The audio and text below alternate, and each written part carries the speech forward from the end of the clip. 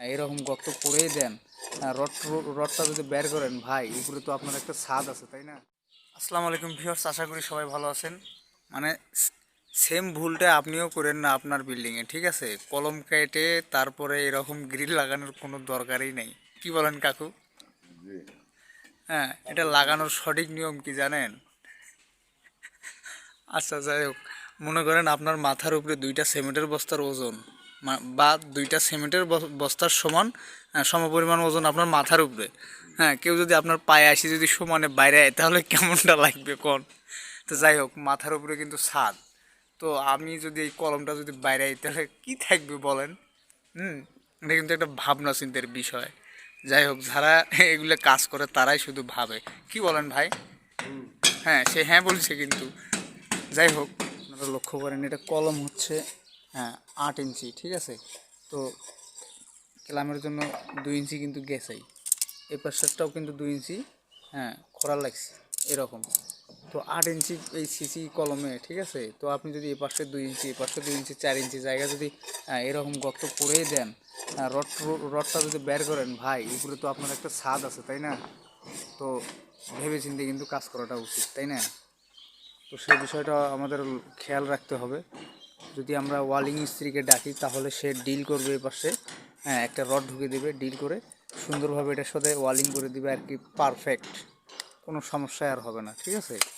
এগুলো লাগানোর সিস্টেম হচ্ছে, আপনি গ্রিল মিস্ত্রিকে ডাকবেন, তারপরে সুন্দরভাবে ডিল করে ফুটা করে রড দিয়ে, হ্যাঁ, ঝালাই করে দিবে, ঠিক আছে? অর্থাৎ ওয়ালিং করে আর কি এগুলো লাগানোটা উচিত, এরকম সিসি কলমে, ঠিক আছে? এতক্ষণ যা কিছু বললাম এবং প্র্যাকটিক্যালি আপনাদের যা কিছু দেখালাম আর কি, হ্যাঁ, তো অনেকেই প্রশ্ন করতে পারেন যে সবই না হয় বুঝলাম, কিন্তু আমরা যখন ফ্ল্যাটের মাঝে যখন আমরা চৌকাঠ লাগাবো, অর্থাৎ কাঠের চৌকাঠে তো আর কেলাম আলাদাভাবে মারতে হয়, তাই না? তো সেই কাঠের চৌকাঠ যে আমরা ফ্ল্যাটের মধ্যে লাগাবো সেটা কিভাবে লাগাবো, তাই না? তো আমি যদি আপনাদের একটু দেখাই, ধরেন এইটা কলম, ঠিক আছে? তো কলম, এই পাশে যদি আমি একটা দরজা রাখি তাহলে এই পর্যন্ত কিন্তু আমার একটা 5 ইঞ্চি গাঁথনি উঠতেছে, তাই না? আর এটা কলমে ধরবে। তো গাঁথনিতে আমরা কেলাম লাগাবো এবং ঢালাইও দেবো, ঠিক আছে? আর এই যে কলমে এরকম চৌকাঠে আমরা না খুঁড়ে আর কি, ঠিক আছে, কিছু কিছু কেলাম পাওয়া যায় অনেক শক্তি এবং হাঁড়ি, হ্যাঁ, সেগুলো চৌকাঠের সঙ্গে বাংলা তারকাটা মেরে কলমের সঙ্গে স্টিল তারকাটা মারানো যায়।